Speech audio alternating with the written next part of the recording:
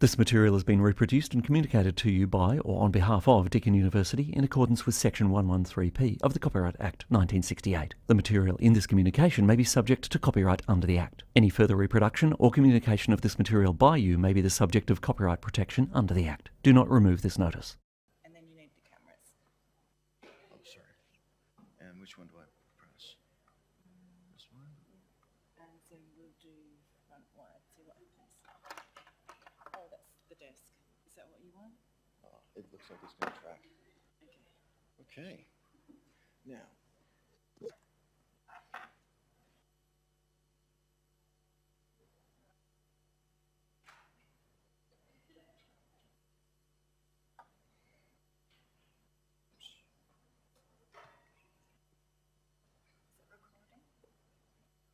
Is it recording? It's not recording. Oh, because it's not 11. Oh, it is now. It is now. It should be recording. Yeah, it is recording. I don't know what lights on it. Oh, those aren't lights. Okay.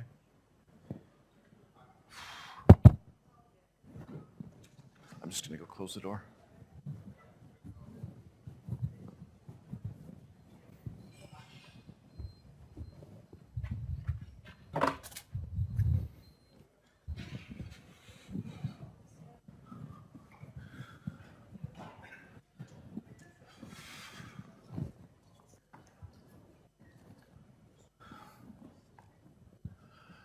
Okay, folks, welcome to MMK 101 in trimester 2, 2023. And if you're not here for fundamentals of marketing, then this is probably a really good time to leave. So hopefully everyone is here for that. Excellent. Okay. My name is Chris Dubelar, and I'm the unit chair for this unit. Amanda will be helping us here for doing the online streaming stuff. So if you're online, welcome as well. And Amanda will be addressing your questions online because we're live streaming this unit. We've got a number of seminars in this unit as well, which are running Tuesday, Wednesday, and Thursday. I note that the seminars are full on Tuesday and Wednesday. Thursday still got some space in it. So please do allocate yourself to an appropriate seminar. And let's see, what else do we need to talk about? Well, we'll get through the rest of the stuff as we go along. First of all, however, I'm going to do an acknowledgement of country. Acknowledge the traditional custodians of this land, the unceded land, skies, and waterways in which Deakin staff and students come together today. As we meet in virtually and physically constructed places across time, we pay our deep respect to the ancestors and elders of the Wadawurrung country, Gunditjmara country, and Wurundjeri country, and to the lands beyond our shores. We also acknowledge traditional owners of those lands on which our students are gathered today. We pay our respects to the local people for allowing us to have our gathering on their land and to their elders past, present, and emerging.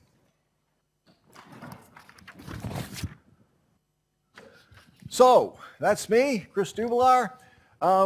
In Waterfront, if you're watching this live stream for whatever reason, Cook will be doing the lectures in Waterfront, and she's also the coordinator for the Waterfront campus. All email correspondence to do with this unit, please send it through this email. This is mmk101_T2_2023 at deakin.edu.au. So note there, those are underscores. Unfortunately, since there's an underline under everything, you can't see the underscores, which is why I mentioned them specifically. So that's the way you get in contact with us. Please use that email, because unfortunately what tends to happen is when students email me on my main Deakin email, the email just gets lost in the 200 emails I get every day. So don't use that one. Use this specific one, the one specifically for this unit, and that way your email won't get lost. I'll know where it is. I check it every day. So I'm the only one who monitors that one, so please use that email. Now, I'm not sure how many people here today, this is their first trimester at university. Anyone? We've got a few people. Fantastic. Lots of folks. So what we want to do is make certain you get to know somebody. I want you to turn to the person next to you. If they're not next to you, shuffle over and introduce yourself. If you're online, type your name in the chat box. Go for it. I'm going to give you a couple minutes.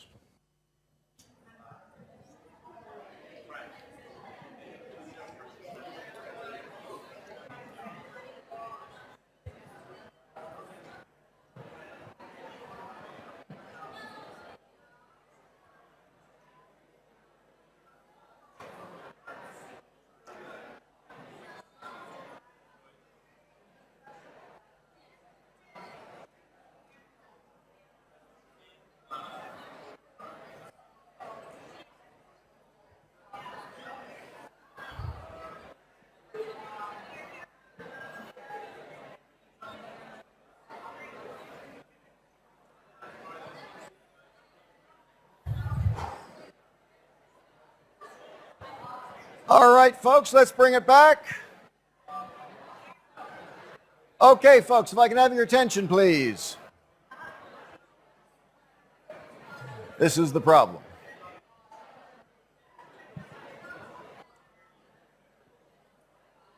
Okay, ladies and gentlemen, let's get back on track here. I'm glad that you're meeting new and interesting people, and I hope that these people will stay with you as friends throughout your entire career at university and beyond. I mean, I started my university career in 1980, and here it is 43 years later, and I'm still in touch with people I met in the first week of my university career. So look forward to a long, and I was going to say annoying life, no, interesting life with all these cool friends that you're making today. And keep in touch with them, because you never know when you can help each other. Someone's looking for a job and they contact their friends. Oh, actually, you know what? I heard about this position over here. Why don't you apply for that? Or come and work for my company. Or I'm the one needing a job. Keep in contact with people. Networking is your most powerful tool, aside, of course, from the wonderful knowledge that we give you. But networking is critically important. Use it to your advantage. Starts here, starts today, and it will last you for the rest of your life. Build on it. So why are we studying marketing? Well, we study marketing because it is incredibly dynamic. It is a really fast-moving, rapidly changing, exciting, fun area of business. My background is that I'm actually an engineer by training. I'm an electrical and control systems engineer. Went to a university in Canada many, many years ago. That's when I started in 1980. Had lots of fun learning engineering, then decided after being an engineer, as a professional engineer for a few years, nah, not that interesting anymore. And then I jumped ship and went into marketing. And it's been a real ride ever since. When I started in marketing, the internet didn't exist. It just wasn't a thing. We didn't even really have email. There was a few places that had it. But in those 40-odd years, the world has been upended. It's been completely turned over. And one area of business that has just taken this in its stride and run with it is marketing. We've really pushed the boundaries. Makes it a lot of fun. Also means you've got to keep on top of things. You can't just learn some stuff and then go, okay, I'm set for life. No way. Every week, something completely new and bizarre happens. Right now, we're in the midst of the AI revolution. I'm constantly getting updates about how all these jobs in marketing are now either much, much easier to do because of AI, or in some cases for tedious jobs, obsolete because of AI. So this area is changing. But most importantly, marketing gives business a reason to exist, because marketing is the interface between the business and the rest of the world. We as marketers are the ones that connect a business to its customers, to its suppliers. We are the ones that make those connections and understand what a business needs to do in order to survive and thrive. Without marketing, the business wouldn't know what to do. We're the ones that tweak the product and say, hey, we got to do it this way. Yes, production makes it. Yes, engineering designs it. Yes, the accountants have to collect or keep track of the money. We have a sales force that goes out and makes the sales. But without marketing, none of those jobs would exist, because there would be no business. They wouldn't have sales. They wouldn't understand the customer. Someone else would just kick them to the curb and take over. We need to be there to make this business exist. Marketing opens up lots of new and exciting job opportunities. It makes life exciting and interesting, challenging for sure.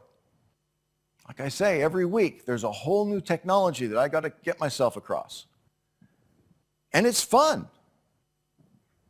There's some cool things happening that you want to be across. Learning what you need to know for marketing will enhance your skill set. Whether you're going to be in marketing or not, It doesn't matter. There will be people here who are going to be doing finance, folks will be doing accounting, human resources, other forms of management or information systems. But what you learn here in this class will teach you skills about problem solving in general, about critical thinking, about how to approach issues that you don't understand. How do you find out information about something?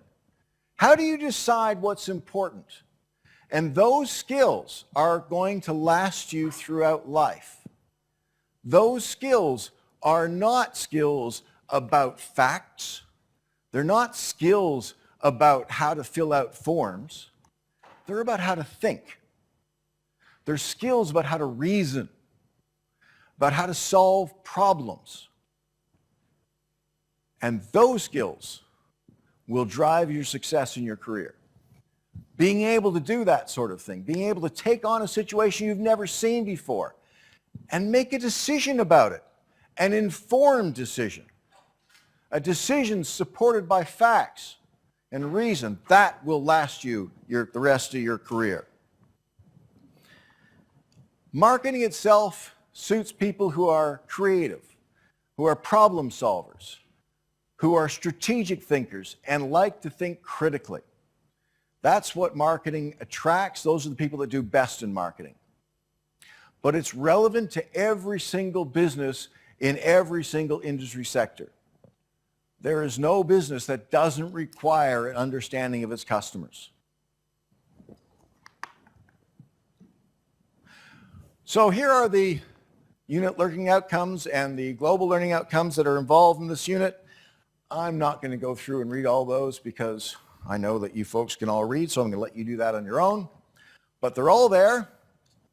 And the one that I do want to really stress is ULO 3. Demonstrate critical judgment to evaluate marketing strategies in different environments and contexts. Just those first 3 words. Demonstrate critical judgment. That's what you're going to develop in here. We're going to give you an opportunity to hone those skills. Lots of you will already have them from good high school education, from good other education that you've had, but we're going to push you. We're going to make you push yourself. Give you a project to complete in this trimester, something that some of you would have heard of, many of you would have actually interacted with if you've been to Canada, but you're going to have to figure out, does it fit? Does it work? You're going to engage your critical thinking facilities and figure out when or where will this work? Will it work at all? Is it a stupid idea? Is it a great idea? I'm going to talk a bit more about that a bit later. So, overview of assessment. The first thing that you need to be aware of is the EDLM, the Essential Digital Literacy Module. You must complete this successfully. It's a hurdle requirement in order to be able to submit anything in this unit. If you don't finish the EDLM, the drop boxes don't open. So when you think you have finished the EDLM, go into CloudDeacon and take a look at assessment and see whether there are drop boxes for assessments 1 and 2. If they are there, you're good. If they're not there, then something's not been completed properly. We always get people who say, but I finished it. I completed the thing. And then when we have the library staff go and look and say, well, no, they didn't do the tests. Sure, you watched all the stuff, but you have to actually do the evaluation. And you have to do all of the evaluation all the way through and complete it to a satisfactory standard before it's known as completed and before the drop box is open. All of the assessment in this unit is individual. Assessments 1 and 2 are related to each other. They're both on this company called Tim Hortons, which is a Canadian fast food franchise. Now, I've put up on the CloudDeacon unit site an assessment brief for assessments 1 and 2, which gives you background and gives you some links. There's some research information there. I'm going to put up a bit more information a bit later. But the whole project is about And by the way, this is completely hypothetical. Do not contact this company. Under no circumstances are you to contact this company. But I am just pretending that Tim Hortons has decided to take a run at the Australian market. They want to know if they should do this, and if they should do this, how they should do it. Your task is to figure this out. What kinds of things, because they've got a menu of different items of foods, what kinds of foods would actually work here in Australia? And it's entirely possible. I'm not saying this is the right answer, not at all, because I know there are winning combinations, but it's entirely possible that you go through this and say, well, this is a stupid idea. But if you do say that, you still have to come up with a marketing plan that's the best possible marketing plan and show, you know what, even under the best circumstances, this is going to cost them a lot of money. This is a bad idea. But your task is to take the best run possible at the Australian market with this company.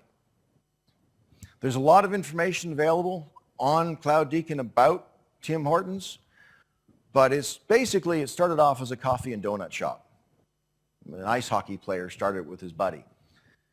And it has grown into one of the largest franchise organizations in Canada. It either has about the same number or more outlets than McDonald's in Canada. It's huge. It's everywhere. And all Canadians think it's the greatest place in the world to go to. They love the coffee. The coffee is disgusting, but Canadians love the coffee because they don't know any better. They don't have real coffee like we have here. But that's the background. You've got to make this work. So the first assessment, up to 750 words maximum. There is no plus or minus 10%. If you go over the limit, you will be penalized. In the assessment brief, there's a table of penalties. So for every certain number of words you go over, you lose 5%. You go over a whole bunch of words, you lose a lot, and you'll fail the assessment. Assessment number 2. So assessment number 1 is a segmentation, targeting, differentiation, and positioning. So basically figuring out what does the market look like. The second assessment is what do we do about it? What's the strategy? How should they approach this market? And it's double the length, up to 1,500 words. First one's 20%, second one's 40%. And the due dates are nominally 8 p.m., but the actual due date is 11:59:59 on Thursday the 10th of August and Thursday the 14th of September. There's also an end-of-unit learning assessment, which in English means an exam, and that covers everything in the unit. There are no non-examinable elements, so please don't ask me questions, oh, is this part of the exam? Yes, everything's on the exam. There is nothing that's not on the exam. There's a textbook to which we refer regularly throughout this unit, which I'll show you how we do that in a minute. Everything is on the exam. It will take place in the exam period. It is a 24-hour take-home online exam. You can do it from wherever you happen to be. It should take about 2 hours to complete, but you have a 24-hour window in which to allocate your time. And the question that I always get is it 2 hours from the time we open? No. You can open it as soon as the exam comes available, and you can submit it, with 1 second left at the end of 24 hours. It's up to you how you allocate your time. Just get it submitted before the time expires. We'll talk more about that later on in the trimester. All right, completing the ELM. So there will be a short presentation on Thursday by the library staff. And it's the library staff that are running the EDLM, so I don't actually have answers about the EDLM. There's a dedicated section in the discussion boards on Cloud Deacon where you can ask questions, and the library staff will answer those questions for you. So on Thursday, July 13, 11 a.m. via Zoom. This will be recorded, so if, for example, you're in the Thursday seminar, you won't be able to attend this, but you'll be able to watch this as a recording. All right, let's get down to the actual materials. We're talking about chapters 1 and 3 in this class. So creating and capturing customer value, and the marketplace, analyzing the environment. Those are the sections we're going to talk about. And every week we'll put up this diagram so you can see where we are in the progress of this unit. So we start at the top, analyzing the market. You can see weeks 1 are highlighted in red up there. What is marketing, chapter 1, and the marketing environment also in chapter 3, but also week 1. So the numbers at the beginning are the weeks in which we cover these things, and then there are chapter numbers listed there. So that's how we link to the textbook. We tell you which chapters of the textbook you're required to look at for the material that supplements what we talk about in the classes and the seminars. So each week we'll also have learning objectives. These are here just to make sure that you understand that they exist. I'm not going to go through these every single week because there's a lot of reading there, but you can read those. And these slides are available in Cloud Deacon. They're available as a PowerPoint. You can just download them. So do that so you don't have to scribble all this material down. The seminar slides are also there, although we take out the answers to the questions that we ask you. The instructors will have the full set of slides, but you'll at least have the outline. All right, let's start with a definition. Marketing is the activity, set of institutions and processes for creating, communicating, delivering, and exchanging offerings that have value for customers, clients, partners, and society at large. That's a definition that came out in 2017, so it's 6 years old. You need to ask yourself, first exercise in critical thinking, does this work for you? Thinking about the way your life is today. 6 years ago, you folks were probably in early stages of high school. Life has changed dramatically in 6 years, not just for you personally, for the entire world. We've seen a lot of things change.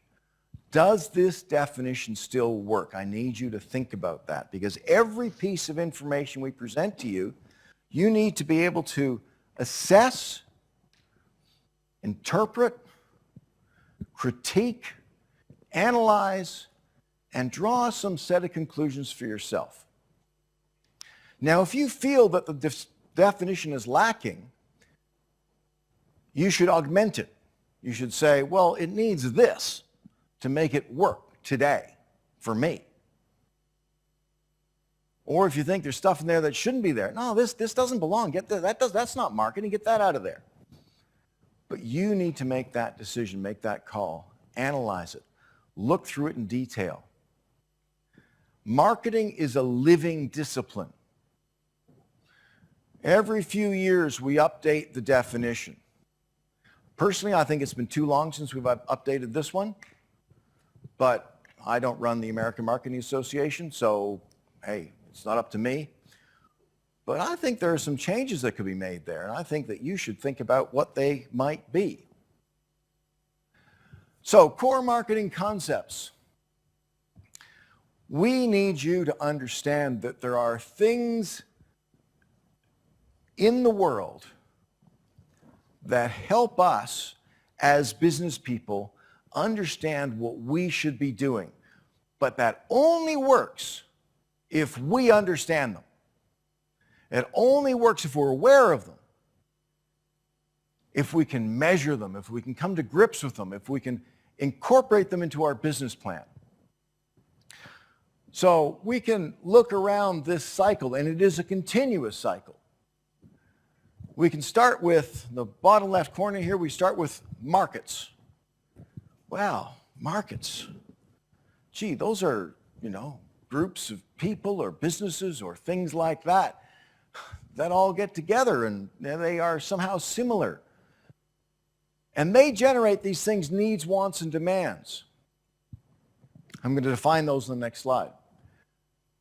Then we get a market offering, which is a response to those needs, wants, and demands. Putting that market offering out there into the world results in some value, some satisfaction, we hope, and there's an element of quality there. When that's put out there, then the markets will get into an exchange with the businesses. So there's exchange, there's transactions, and we might build relationships. Ongoing relationships, short-term, long-term. I mean, there are clearly some businesses with which you don't want to have an ongoing relationship. You don't really want to get to know, as an individual, a funeral director. This is an unpleasant part of life. We don't want to think about that. We really don't want to get a long-term relationship with our insurance adjuster. In fact, we prefer never, ever to deal with an insurance adjuster, because that means we've never needed our insurance. We haven't had a car accident, our house hasn't burnt down, we've never been broken into. That's the way we want it. We don't want those relationships. But there's lots of other businesses where we do want relationships. We want a relationship with our doctor. We want to be able to talk to that person and have them understand us. We want a relationship with our barista. We want them to know how we like our coffee. We want a relationship with our local restaurant where we take our family once a week. We want them to welcome us. We want to feel good about going there. And there's everything in between as well. And then it cycles around, because markets change over time. Sometimes as a result of the offerings we put out, we bring in new people, new markets, because we've come up with something cool and something new. So the world changes. But the more it changes, the more it stays the same, because this is constantly evolving. So, needs, wants, and demands. So a need is a state of self-deprivation. It must be felt. So if someone doesn't feel the deprivation, well then, that's not a need. You don't realize that you're deprived of something, well, that's not a need. But if you've got a need, then we might generate a want. A want says, oh man, I could use this product to satisfy this need, to overcome this need. So I might have a need to get around the city. And I may look around and say, ooh, that Bugatti, that's pretty impressive. I really want that Bugatti. Absolutely. Oh, gee whiz, I'd love that. But then we run into this little thing called the demand.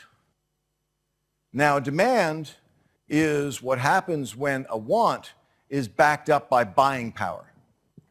Unfortunately, the salary of a person at a university doesn't actually extend to buying a $3.5 million car. So I got a want, but it doesn't turn into a demand because there's not enough money in my bank account to buy it. So instead, I opt for something a lot more affordable. Oh well, such is life. But that happens to all of us. You may have a need for relaxation, for some sort of a change, and you go, man, I would just love right now in this cold, rotten weather to go off to Europe. Gee, Greece looks nice this time of year. I was talking to someone just the other day, came back from Greece and Croatia and spent 2 months there, and I'm going, yeah, you lucky dog. Fantastic. Yeah, if you've got the wherewithal to do that, fantastic. Good on you. That becomes a demand. But if not, it's just a dream. All right, so markets. So market is equal to the actual buyers plus potential buyers. So it's not just the people who are already buying your stuff, but also the people who might buy your stuff. So these are people or organizations that share a particular need or want that could be satisfied through some sort of an exchange. You could give them something that would satisfy their needs and wants. So exchanges and transaction, well, it's exactly what it says. I give you something, maybe it's a product, maybe it's a service, maybe it's an idea, a performance, and you give me something in return, usually money. Not always, but usually. So a transaction is where that actually takes place. You've got these things of value. One person has one thing of value, the other person has another thing of value, and you agree to swap them. And there are conditions, and there's a time and place of agreement. Value, satisfaction, and quality. Now, value is a tricky word because right now, each one of you has got an idea in your head about what value is. And I can guarantee you right now that there's at least 50 different ideas. There are different kinds of classes of this notion of this word value. So, we are using a very technical definition of value, which is the evaluation of the difference between the benefits and costs of a marketing offer in relation to those of competing offers. So value is, what's the difference between what I get versus what I have to give up? A lot of you, when I say the word value, will think about, oh, you know, I go to store X because it's good value. I get what I want and it's fairly inexpensive. Yeah, okay. That's kind of close, but it's not just price. Something that's a lot more expensive may be better value because the benefits just are so much better. That doesn't necessarily mean that you've got a demand for it, though, because you may not have the funds to purchase it. You may decide that that Bugatti Veyron is great value at how many ever millions of dollars that thing costs. Because it delivers to you status, thrills, fun, etc., etc., etc. Somebody else thinks that a 2002 Toyota Corolla with 200,000 kilometers is good value because it will get me where I need to go. Doesn't cost a lot to maintain. It's unlikely to be stolen because no one wants it. Hey, that's good value. Satisfaction, the extent to which a product's perceived performance matches the buyer's expectations. So, notice that we're throwing in words like perceived.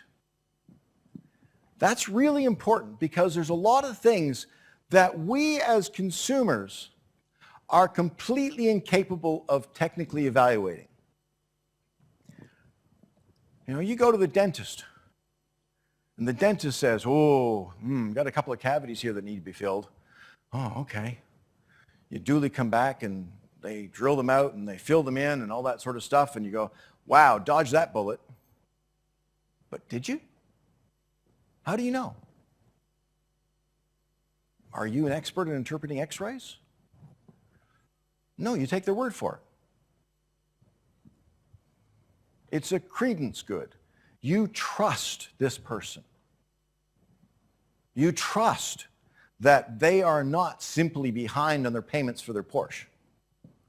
You trust that they're doing right by you because, hey, they've got a professional designation.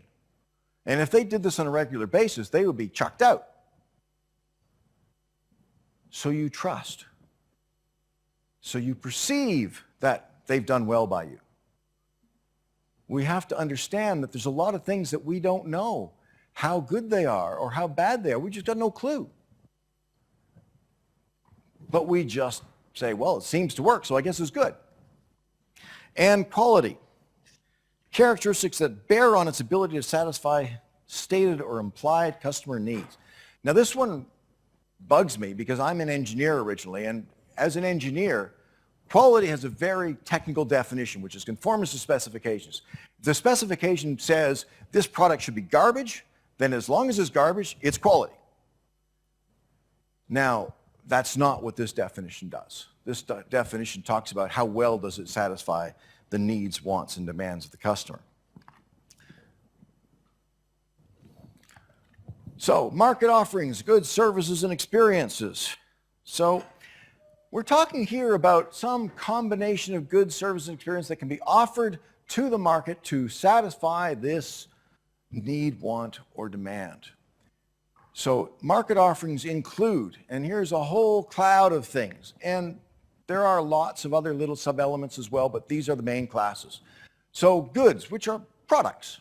That's this thing that we normally think about selling. But we also have services and experiences. We also have places, organizations, information, and ideas. All of these things can be exchanged.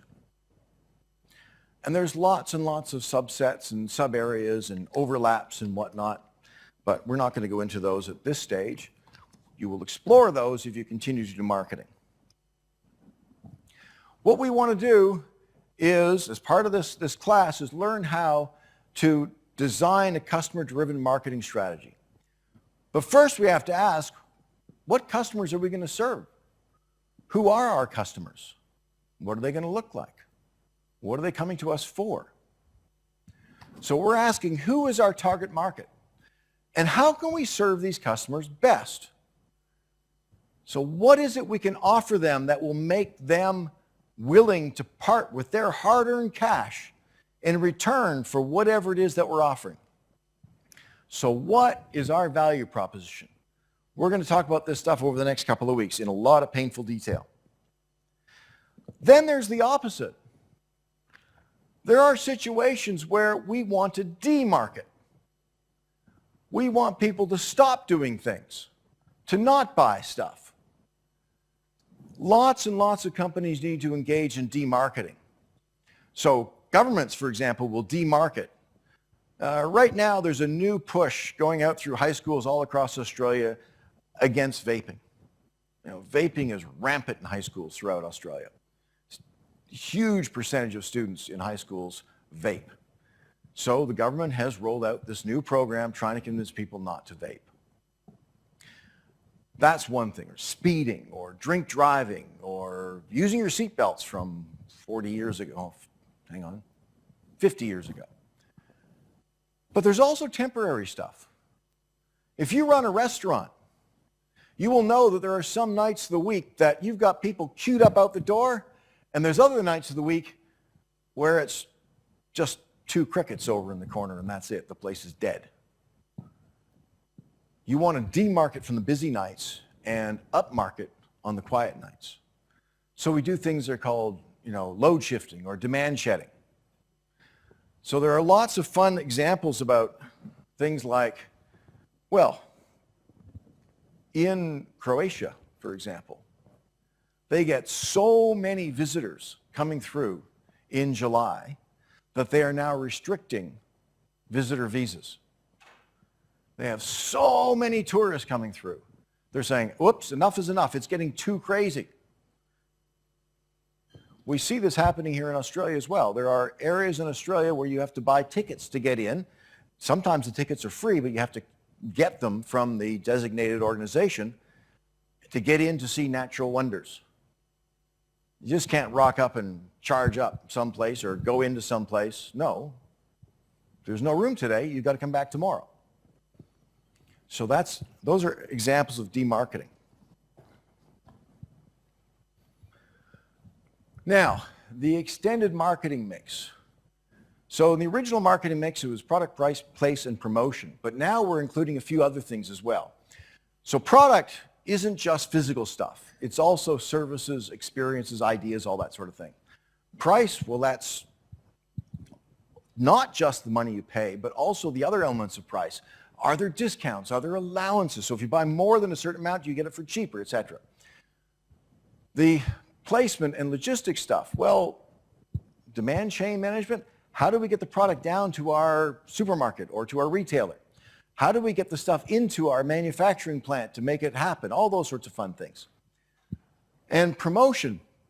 Advertising, yes, but there's a lot more to it than just advertising. It's not just ads.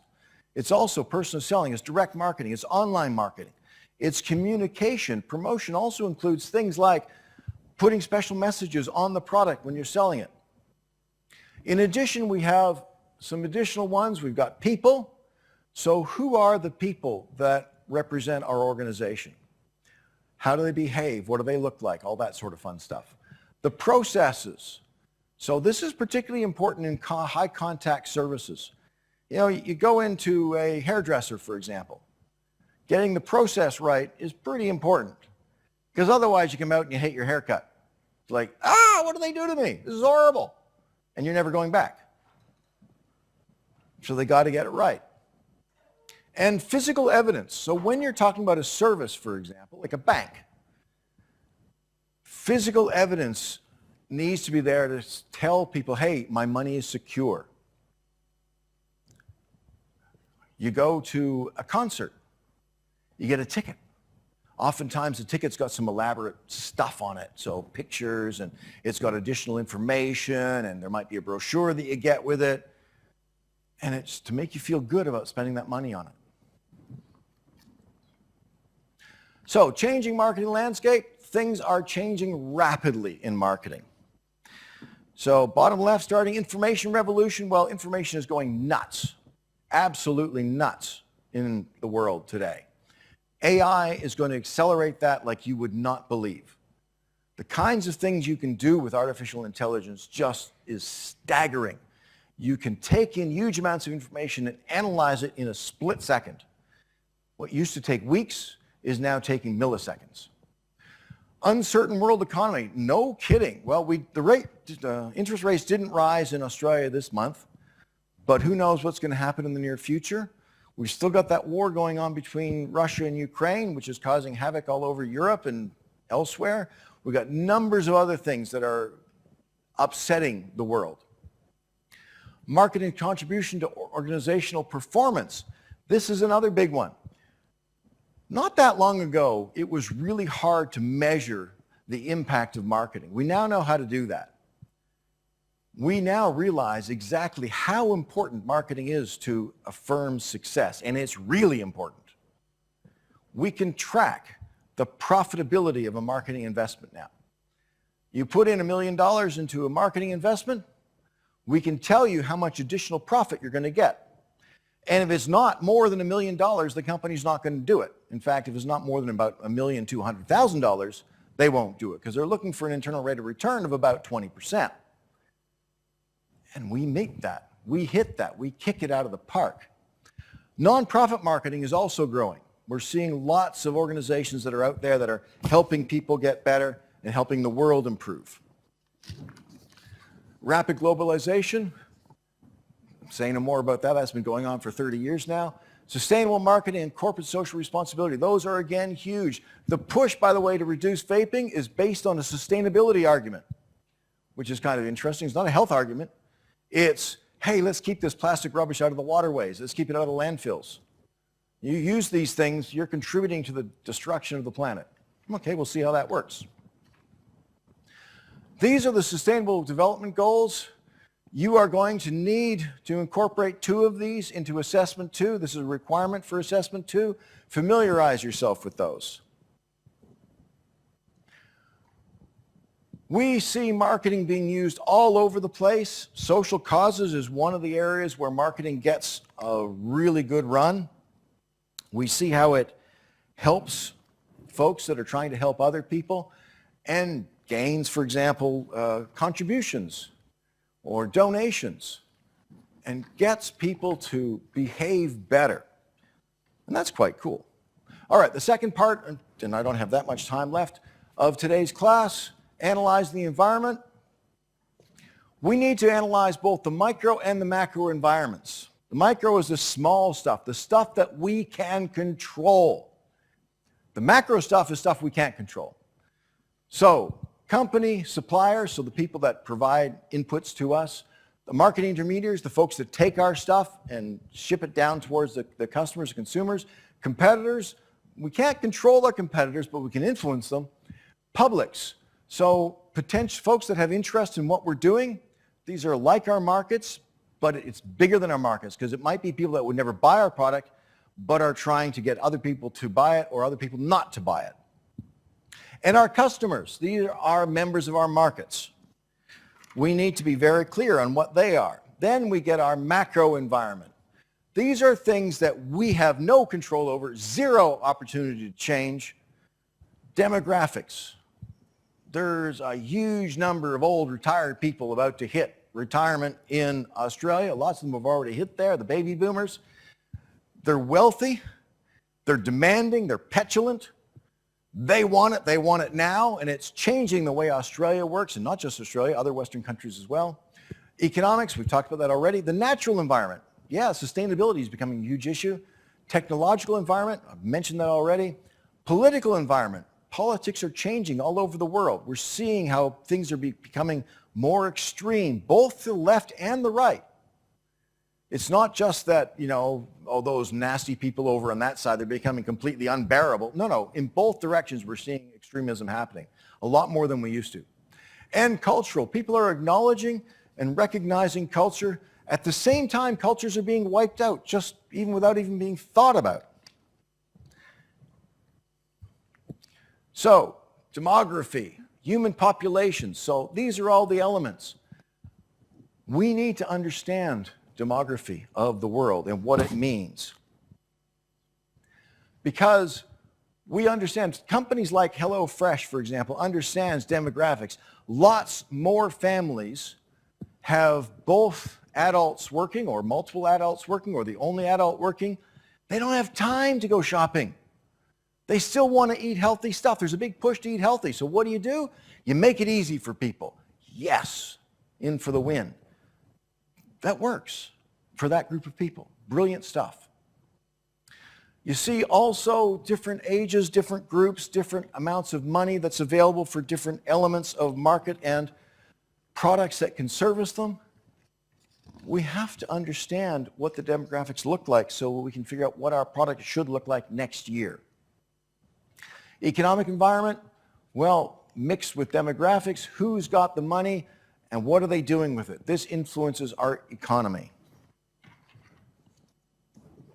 The natural environment, what resources are being used? Which ones should be preserved? Which ones are causing a problem?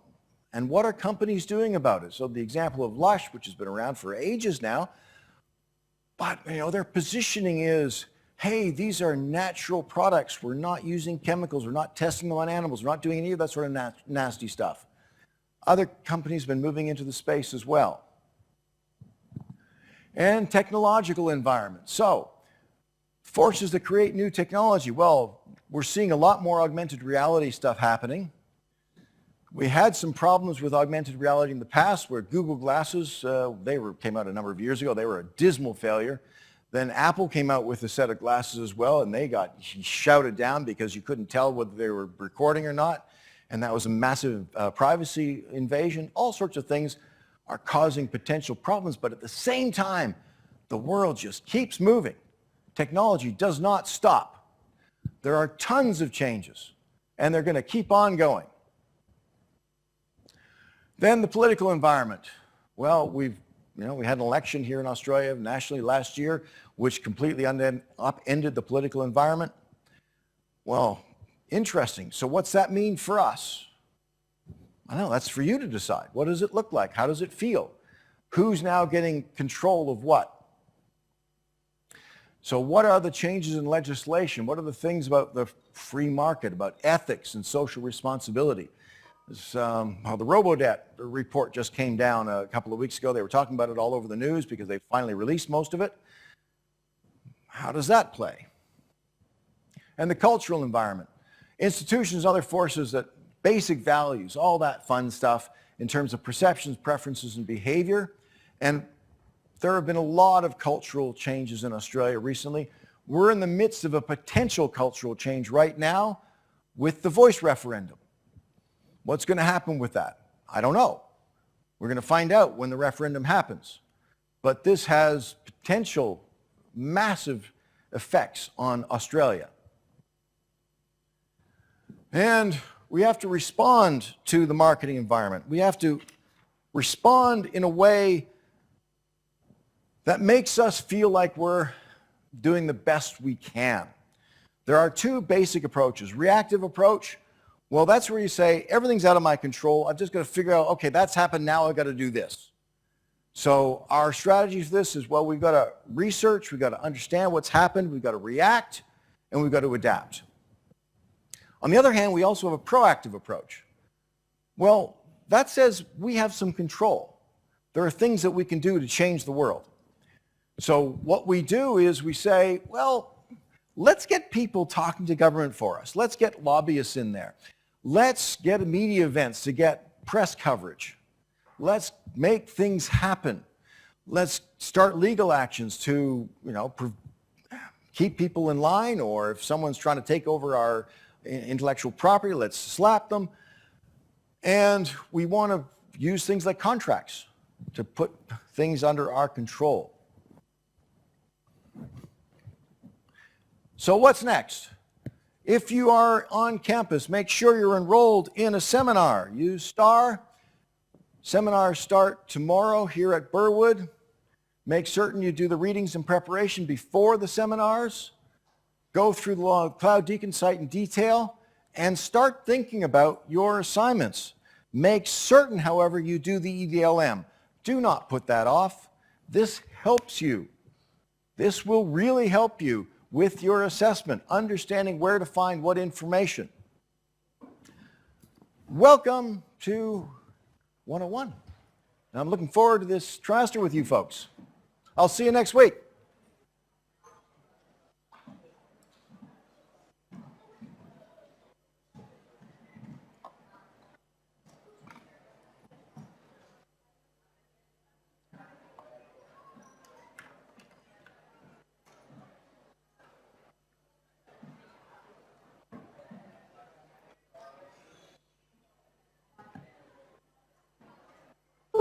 That's it. Hello. Log out so you get started. Happy week one. Oh yeah, same to you. How do I stop?